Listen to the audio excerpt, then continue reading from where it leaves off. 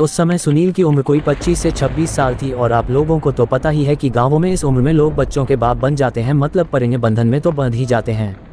हाँ, तो सुनील की भी शादी हुए लगभग 4 से 5 साल हो गए थे और 1.5-2 साल पहले ही उसका गौना हुआ था। उस समय सुनील घर पर ही रहता था और अपनी MA की पढ़ाई पूरी कर रहा था। ये घटना जब घटी उस समय सुनील एक 20 से 25 दिन की सुंदर बच्ची का पिता बन चुका था। हाँ, एक बात मैं आप लोगों को बता दूं कि सुनील की बीवी बहुत ही निडर स्वभाव की महिला थी। ये गुण बताना इसलिए आवश्यक था कि इस कहानी की शुरुआत में इसकी निडरता अहम भूमिका निभाती है। एक दिन की बात है कि सुनील की बीवी ने अपनी निडरता का परिचय दिया और अपनी नन्ही बच्ची उम्र लगभग 1 माह से कम ही और सुनील को बिस्तर पर सोता हुआ छोड़ 4 बजे सुबह उठ गई। गांवों में आजकल तो लोग पाखाना घर बनवाने लगे हैं, पर 10 से 15 साल पहले तक अधिकतर घरों की महिलाओं को नित्य क्रिया दिशा मैदान हेतु घर से बाहर ही जाना पड़ता था और घर की सब महिलाएं नहीं तो कम से कम 2 एक साथ घर से बाहर निकलती थीं। ये महिलाएं सभी लोगों के जगने से पूर्व ही बम मुहूर्त में जग कर खेतों की ओर चली जाती थीं। ऐसा नहीं था कि सुनील की बीवी पहली बार 4 बजे जगी थी। अरे भाई, वह प्रतिदिन 4 बजे ही जगती थी, पर निडरता का परिचय इसलिए कह रहा हूँ कि और दिनों की तरह उसने घर के किसी महिला सदस्य को जगाया नहीं और अकेले ही दिशा मैदान हेतु घर से बाहर निकल पड़ी। दरअसल गांव में लड़कोरी महिला जच्चा, जिसका बच्चा अभी 6 महीना तक का न हुआ हो, उसको अलवाती बोलते हैं और ऐसा कहा जाता है कि ऐसी महिला पर भूत प्रेत की छाया जल्दी पड़ जाती है या भूत प्रेत ऐसी महिला को जल्दी चपेट में ले लेते हैं। इसलिए ये अलवाती महिलाएं जिस घर में रहती हैं वहां आग जलाकर रखते हैं या कुछ लोग इनके तकिया के नीचे चाकू आदि रखते हैं। खैर, सुनील की बीवी ने अपनी निडरता दिखाई और वह निडरता उस पर भारी पड़ी। वह अकेले घर से काफी दूर खेतों की ओर निकल पड़ी। हुआ ये कि उसी समय पंडित जी के श्रीफल बेल पर रहने वाली चुड़ैल उधर घूम रही थी और न चाहते हुए भी उसने सुनील की बीवी पर अपना डेरा डाल दिया। हाँ, फर्क सिर्फ इतना था कि वह पहले दूर दूर से ही सुनील की बीवी का पीछा करती रही, पर अंततः उसने अपने आप को रोक नहीं पाई और ज्यों ही सुनील की बीवी घर पहुंची उस पर सवार हो गई। सुनील भी लगभग 5 बजे जगा और भैंस आदि को चारा देने के लिए घर से बाहर चला गया। जब वह घर में वापस आया तो अपनी बीवी की हरकतों में बदलाव देखा। उसने देखा कि उसकी बच्ची रो रही है, पर उसकी बीवी आराम से पलंग पर बैठकर पैर पसारे हुए कुछ गुनगुना रही है। सुनील एक बार अपनी रोती हुई बच्ची को देखा और दूसरी बार दांत निपोड़ते और पलंग पर बेखौफ बैठी हुई अपनी बीवी को। उसको गुस्सा आया और उसने बच्ची को अपनी गोद में उठा लिया और अपनी बीवी पर गरजा, बच्ची रो रही है और तुम्हारे कान पर जू तक नहीं रेंग रही है। अरे ये क्या! सुनील की बीवी ने तो सुनील के इस गुस्से को नजरअंदाज कर दिया और अपने में ही मस्त बनी रही। सुनील का गुस्सा और बढ़े इससे पहले ही सुनील की भाभी वहां आ गईं और सुनील की गोदी में से बच्ची को लेते हुए उसे बाहर जाने के लिए कहा। अरे ये क्या! सुनील का गुस्सा तो अब और भी बढ़ गया। उसे समझ में नहीं आ रहा था कि आज क्या हो रहा है। जो औरत उसकी बीवी अपने से बड़ों के उस घर में आते ही पलंग पर से खड़ी हो जाती थी, वही बीवी आज उसके भाभी के आने के बाद भी पलंग पर आराम से बैठे मुस्कुरा रही है। खैर, सुनील तो कुछ नहीं समझा, पर उसकी भाभी को सब कुछ समझ में आ गया और वे हंसने लगी। सुनील को अपनी भाभी का हंसना मूर्खतापूर्ण लगा और वह अपने भाभी से बोल पड़ा, अरे आपको क्या हुआ?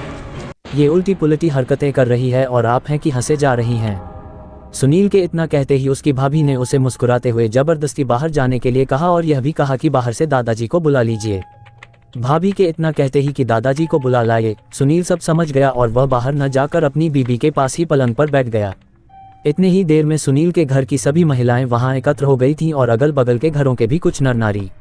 अरे भाई, गांव में इन सब बातों को फैलते देर नहीं लगती और अगर बात भूत प्रेत की हो तो और भी लोग मजे ले लेकर हवाई जहाज की रफ्तार से खबर फैलाते हैं। हाँ, तो अब मैं आपको बता दूं कि सुनील के कमरे में लगभग 10 से 15 मर्द औरतों का जमावड़ा हो चुका था और सुनील ने भी सबको मना कर दिया कि यह खबर खेतों की ओर गए दादाजी के कान तक नहीं पहुंचनी चाहिए। दरअसल वह अपने आप को लोगों की नज़रों में बहुत बुद्धिमान और निडर साबित करना चाहता था। वह तनकर अपनी बीबी के सामने बैठ गया और अपनी बीबी से कुछ जानने के लिए प्रश्नों की बौछार शुरू कर दी। सुनील, कौन हो तुम? सुनील की बीबी कुछ न बोली, केवल मुस्कुराकर रह गई। सुनील ओझाओं की तरह फिर गुर्राया, मुझे ऐसा वैसा न समझ, मैं तुमको भस्म कर दूंगा। सुनील की बीबी फिर से मुस्कुराई, पर इस बार थोड़ा तनकर बोली, तुम चाहते क्या हो?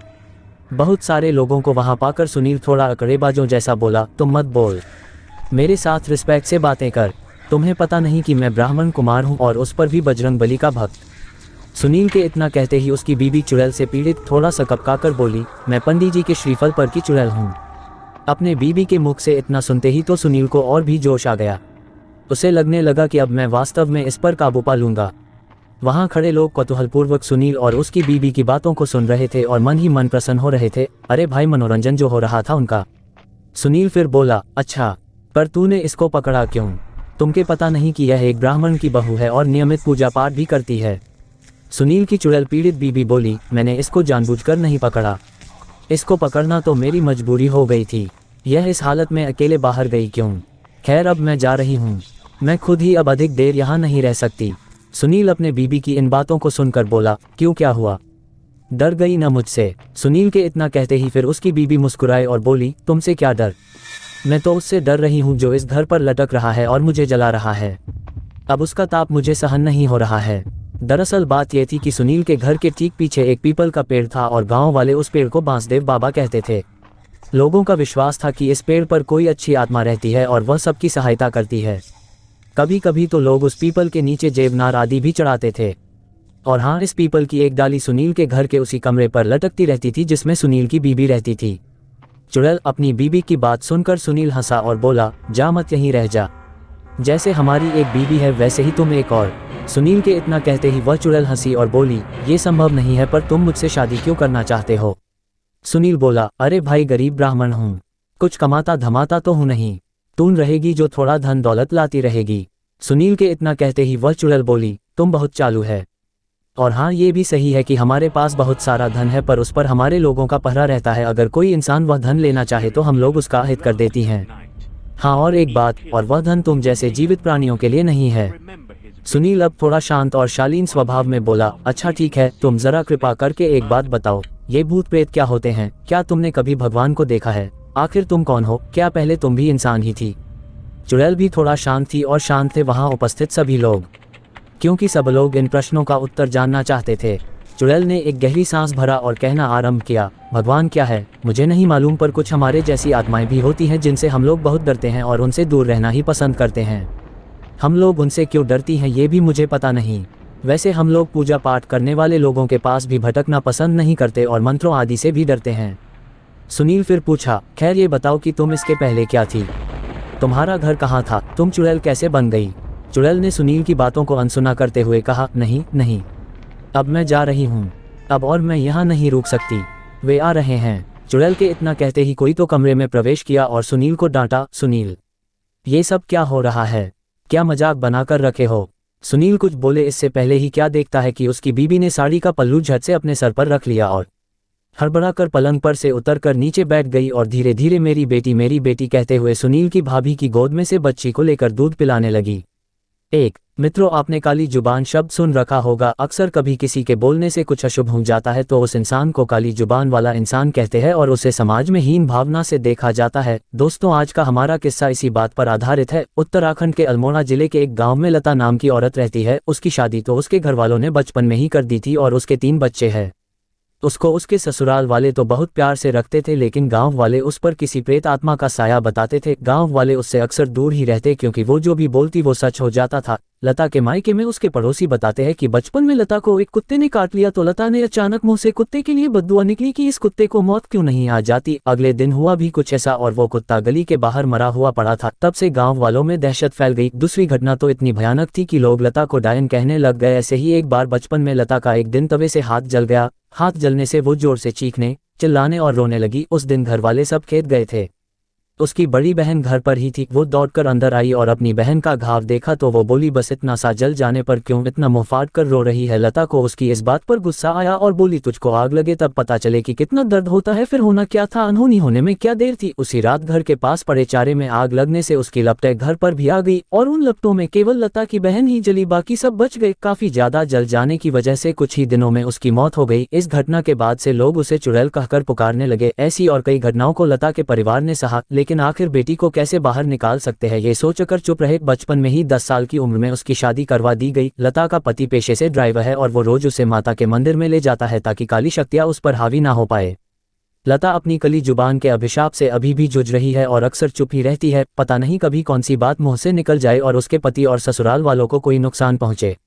2. ये घटना सन 1958 में घटित हुई थी। उस समय में चिकित्सा सुविधा बहुत ही कमजोर हुआ करती थी। यूपी के मुजफ्फरनगर के रसूलपुर गांव में एक चौधरी गिरधर सिंह नाम का एक आदमी रहा करता था।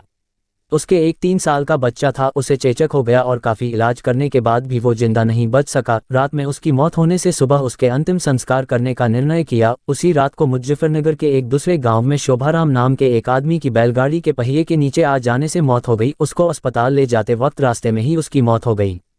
मृतक के घर वालों ने उसका दाह संस्कार कर दिया। दूसरी तरफ जब रसूलपुर में उस मृत बच्चे को दफन करने के लिए जंगल जाने लगे, अचानक रास्ते में उसके शरीर में हलचल हुई और वो उठकर खड़ा हो गया। लोग ये देखकर दंग रह गए, लेकिन बाद में उसको जिंदा देखकर सभी खुश हो गए। लेकिन लोगों को ये पता नहीं था कि उस बच्चे के शरीर को किसी और की आत्मा ने जकड़ रखा था। उस 3 साल के बच्चे में 23 साल के शोभाराम की आत्मा घुस चुकी थी। वो अलग जगह पर आकर बहुत परेशान हो रहा था और खाना खाने से मना कर रहा था, लेकिन बड़ी मुश्किल से समझाकर उसको खाने के लिए राजी किया। एक दिन वो बच्चा अपनी माँ के साथ उसके ननिहाल जा रहा था कि अचानक रास्ते में वो जगह आई जहाँ शोभाराम की मौत हुई थी। उस बच्चे ने इशारा करके बताया कि ये रास्ता उसके गांव की ओर जाता है। उसकी माँ उसकी बातों को अनसुना कर उसके ननिहाल चली गई। उसके ननिहाल में आत्माराम के गांव का एक आदमी जगन्नाथ किसी काम से आया। आत्माराम की आत्मा ने उसको पहचान कर उसे आवाज लगाई। जगन्नाथ को बच्चे के मुंह से अपना नाम सुनकर अचंभा हुआ। जगन्नाथ के पूछने पर उस बच्चे ने उसका पूरा इतिहास बता दिया और बोला कि मेरी मौत से पहले ही तुम लोगों ने मुझे जला दिया और इस बच्चे के खाली शरीर को देखकर इसमें रहने लग गया। जब जगन्नाथ ने ये बात अपने गाँव में बताई तो उसके पूरे परिवार के आत्माराम से मिलने चल दिए। उस बच्चे ने सबको पहचान लिया और वो उनके साथ उसके गांव चल दिया और उसने वापस रसलपुर आने से मना कर दिया, लेकिन लोगों के समझाने पर मान गया। इस तरह वो 2 परिवारों को साथ लेकर चलता रहा। इस कहानी से हमें ये पता चलता कि यदि कम उम्र में किसी की मौत हो जाती है तो वो अपनी अधूरी इच्छाओं को पूरा करने के लिए किसी के शरीर को इसका जरिया बना सकती है। दोस्तों, मैं आपको बताना चाहता हूँ कि ये तो केवल कहानी है, लेकिन हकीकत में ऐसे कुछ मामले होते हैं जिनको कोई पहचान नहीं पाता है। इस कहानी में आपको थोड़ी सी भी सच्चाई लगे तो कमेंट के जरिए अपना विचार लिखना ना भूले। 3. ये कहानी मैंने अपने गांव के ही एक बुजुर्ग जो कोलकाता में काम करते थे उनसे सुनी थी। एक बार की बात है कि कुछ अंग्रेज शिकारी भारत के किसी जंगल में शिकार पर गए। उस जंगल के बाहर एक डाक बंगला था, पर उसमें पहले से ही कोई बड़ा अंग्रेज अधिकारी ठहरा हुआ था। अस्तु इन अंग्रेज शिकारियों को जंगल के बीच बने एक पुराने डाक बंगले में रुकना पड़ा। इस डाक बंगले का रखवाला अपने परिवार के साथ रहता था और डाक बंगले में रुकने वाले लोगों की सेवा करता था। इस रखवाले के परिवार में उसकी बीबी तथा लगभग 14-15 साल की उसकी एकमात्र लड़की थी। एक शाम जब अंग्रेज शिकारी शिकार करके वापस डाक बंगले पर आए तो नहा धोकर पीने बैठ गए। पीने के बाद उन्हें इतनी चढ़ गई कि वे लोग पूरी तरह से बहक गए और उस रखवाले को गोली मारने के बाद उसकी बीबी तथा बच्ची को नोच डाले। इन पापियों को नशे में कुछ भी पता नहीं चला और नोचने के बाद उन दोनों को भी गोलियों से भून डाले और तीनों की लाश को डाक बंगले के पीछे दफना दिए। ये बात आई गई रह गई। अंग्रेजों ने फिर कुछ दिन के बाद वहां कैलाश नामक एक नया सेवक रख दिया। किसी को कुछ भी पता नहीं चला कि इस पुराने डाक बंगले का पुराना सेवक और उसका परिवार कहाँ चला गया। एक बार की बात है कि नया सेवक कैलाश रात को गेट बंद करके सोया हुआ था। तभी अचानक उसकी नींद खुल गई क्योंकि उसे लगा कि दरवाजे पर कोई रो रहा है। उसने एक हाथ में लाठी उठाया और दूसरे में चिराग और दरवाजे पर आकर हाँक लगाया, कौन है? इतनी रात गए कौन दरवाजे पर रो रहा है? उसने देखा कि एक किशोरी दरवाजे पर बैठी रो रही है। कैलाश उस किशोरी के पास गया और उसके सिर पर हाथ रखते हुए कहा कि बेटी रो मत, अंदर चल। फिर उस किशोरी के अंदर आने पर कैलाश ने उसे पीने के लिए पानी आगे बढ़ाते हुए पूछा कि बेटी तुम कौन हो और इतनी रात को अकेले इस जंगल में क्यों भटक रही हो? कैलाश की इतनी बातें सुनते ही वह किशोरी और तेज फफक पड़ी। कुछ समय तक तेज तेज रोने के बाद वह थोड़ा शांत हुई और कैलाश को बताई कि वह इस डाक बंगले के पहले सेवक की पुत्री है। फिर उसने ये भी बताया कि कैसे 4-5 अंग्रेज शिकारियों ने उसके पिता को मार डाला और उसके बाद उसके तथा उसकी मां की आबरू को नोच डाला। फिर कैसे उसकी मां तथा उसको भी गोलियों से भूनने के बाद डाक बंगले के पीछे दफना दिया। उस किशोरी की इतनी बातें सुनते ही कैलाश पूरी तरह सहम गया, पर निडरता दिखाते हुए पूछा कि ऐसे कैसे हो सकता है? अगर तू मर गई है तो मेरे सामने कैसे बैठी है? कैलाश की यह बात सुनते ही वह लड़की अचानक गायब हो गई और कैलाश कुछ समझ पाए इससे पहले ही वह उस कमरे की दीवार पर उल्टी टहलती नजर आई। कैलाश यह नज़ारा देखकर पूरी तरह से सहम गया। फिर अचानक वह लड़की आकर कैलाश के सामने बैठते हुए बोली कि काका, आप डरिए मत, मैं आपका कुछ भी बुरा नहीं करूंगी। धीरे धीरे कैलाश का डर जाता रहा और उसने अपने मस्तक पर आई पसीने की बूंदों को गमछे से पोंछ लिया। फिर उसी रात को उस लड़की ने वह जगह दिखाई जहां उन तीनों को दफनाया गया था। कैलाश ने कुदाल से खोदकर उन तीनों के अस्थिपंजर को निकाला। फिर कैलाश ने उस किशोरी से वादा किया कि वह उन अंग्रेज शिकारियों के खिलाफ कोर्ट जाएगा और किशोरी को इंसाफ दिलवाकर रहेगा। कैलाश की बातें सुनकर वह किशोरी रोते हुए बोली कि काका, आपको कुछ नहीं करना है, बदला तो मैं लूंगी, बस आप मेरी थोड़ी सी मदद कर दें। फिर क्या? उस किशोरी के बताए अनुसार कैलाश ने बीमारी का बहाना बनाकर उस डाक बंगले की नौकरी छोड़ दी तथा उस किशोरी को किए वादे के अनुसार उस किशोरी के माता पिता की अस्थियों को जला दिया तथा उन दोनों के नाम पर पूजा पाठ भी करवाया। उन दोनों की मुक्ति हो गई, पर लड़की के कहे अनुसार कैलाश ने न लड़की के अस्थिपंजर को जलाया और न ही उसके क्रियाकर्म के लिए कोई अनुष्ठान पूजा पाठ ही किया, क्योंकि किशोरी ने कहा था कि अगर उसके लिए भी पूजा पाठ हो गई तो वह इस भूत योनि से मुक्त हो जाएगी और फिर उन दरिंदों से बदला नहीं ले पाएगी। समय बीतता गया और अब उस डाक बंगले में कोई नया सेवक आने को भी तैयार नहीं होता, क्योंकि कैलाश वहीं आसपास मंडराता रहता और नए आने वाले सेवक को भूत ही कहानी सुनाकर भगा देता। कभी कभी वह किशोरी भी अपनी भूत कारनामे से आने वाले नए सेवक को 9-2-11 कर देती। पर उस बंगले पर शिकारियों का आना कम नहीं हुआ। वे आते और खुद ही अपनी व्यवस्था करते, पर जो अब आता वह वापस नहीं जाता, क्योंकि उस डाक बंगले में ठहरने वाला हर अंग्रेज शिकारी उस लड़की का शिकार हो जाता। कभी कभी तो ऐसा होता कि वह लड़की किसी अंग्रेज शिकारी को अपने लटकों झटकों में फंसाकर उस डाक बंगले में लाती और रात को अपने असली रूप में आ जाती और डराकर उस अंग्रेज को मार डालती और उसका खून पी जाती। ये क्रम चलता रहा और उस डाक बंगले में मरने वाले अंग्रेज शिकारियों की मौत रहस्य ही बनी रही। अंग्रेज अधिकारियों के लाख कोशिश के बावजूद न हत्यारा पकड़ में आता और नहीं मरने वाले अंग्रेज शिकारियों अधिकारियों के मौत का कारण पता चलता। धीरे धीरे ये खबर आसपास के क्षेत्रों में अंग्रेज शिकारियों आदि में फैल गई कि पुराने डाक बंगले में ठहरने वाले हर शिकारी की रात तो होती है, पर वह दूसरे दिन का सूरज नहीं देख पाता। 2-3 और वर्ष बीते और अब वह डाक बंगला खंडहर हो गया, क्योंकि अब किसी में भी हिम्मत नहीं थी कि वहां ठहरे। आखिर किसको अपनी जान की परवाह नहीं होती। पर वह किशोरी भूतनी जो अब युवती बन गई थी, उसी डाक बंगले में रहकर अपने हत्यारों का इंतजार करती। दिन में उधर आने जाने वाले लोगों को उसका एहसास होता, क्योंकि वह बराबर रोती रहती पर किसी को दिखाई नहीं देती। एक बार की बात है कि वह युवा भूतनी उस जंगल में रह रहे एक युवा भूत तथा युवा भूतनी के संपर्क में आई। ये दोनों आदिवासी थे और जंगल में लकड़ी काटते समय किसी अंग्रेज शिकारी के शिकार बन गए थे। युवा भूतनी उन दोनों को लेकर शहर की ओर निकल गई। युवा भूतनी उन दोनों भूत भूतनी के साथ शहर में घूम घूम कर अपने हथियारों की तलाश करती रही। 2-3 दिन की मेहनत के बाद ही वह अपने हथियारों को पहचान ली। एक दिन वह शाम के समय खूबसूरत युवती बनकर उनमें से एक हत्यारे अंग्रेज शिकारी के घर पर गई। घर पर उस अंग्रेज के सिवा कोई नहीं था। फिर उसने खूब लटके झटके दिखाए और उस अंग्रेज को अपनी सुंदरता में फांस लिया। रूप लुभावन हो तो अच्छों को फंसते देर नहीं लगती। योजना के अनुसार वह दूसरे दिन भी उस अंग्रेज से मिली। फिर उसे पूरी तरह विश्वास में लेने के बाद एक दिन कही कि क्यों नहीं हम लोग शिकार पर चलें। अंग्रेज ने कहा कि अच्छी बात है, मेरे कुछ मित्र शिकारी हैं, उन्हें भी लेकर चलते हैं। फिर क्या था, उस युवती भूतनी ने उस अंग्रेज से कहा कि मेरी एक और सहेली है, वह भी बहुत ही खूबसूरत है और शिकार पर जाना पसंद करेगी। फिर दूसरे दिन उस युवती भूतनी ने अपने साथ आए हुए दूसरी युवा भूतनी से उस अंग्रेज शिकारी को मिलवाया। अब तो अंग्रेज पूरी तरह उस भूतनी के माया जाल रूप जाल में फंस चुका था। एक दिन सुबह सुबह वह अपने उन्हीं पुराने दोस्तों के साथ जंगल की ओर निकल पड़ा। दिन भर शिकार करते रहे और खूब मौजमस्ती भी। शाम होने को आई तो अंग्रेज शिकारियों ने कहा कि अब सूर्य ढलने लगा है, क्यों न हम लोग वापस शहर लौट चलें। अंग्रेज की बात सुनकर उस युवा भूतनी ने कहा कि ना, आज रात हम लोग यहीं ठहरकर जंगल का आनंद उठाते हैं। पर एक अंग्रेज शिकारी ने कहा कि हमने पहले से डाक बंगला तो बुक किया नहीं है, ठहरेंगे कहाँ। फिर क्या था, वह युवा भूतनी मुस्कुराए और बोली कि इसी जंगल में दूसरी ओर मेरे एक मित्र आदिवासी की कुटिया है, हम रात वहीं बिताएंगे और खूब मौजमस्ती करेंगे। अब हुआ यूं कि उस युवा भूतनी की योजना के अनुसार देखते ही देखते उसके मित्र युवा भूत ने एक मढ़ाई तैयार कर ली थी। उसमें ऐशो आराम की सारी चीजें भी ला दी थी। उन दोनों युवा भूतनी के साथ ये अंग्रेज उस मढ़ाई में पहुंचे। इन अंग्रेज शिकारियों को उस मढ़ाई की दशा देखकर अजीब लगा, क्योंकि उस मढ़ाई में महलों बड़े बड़े होटलों जैसी व्यवस्था थी। रात को पार्टी शुरू हुई तथा साथ ही अंग्रेज अधिकारियों की सिट्टी पिट्टी गुम होना ही। क्योंकि पहले तो उन दो युवा भूतनी जो देखने में बहुत खूबसूरत लग रही थी, अचानक बहुत ही डरावनी रूप बना ली।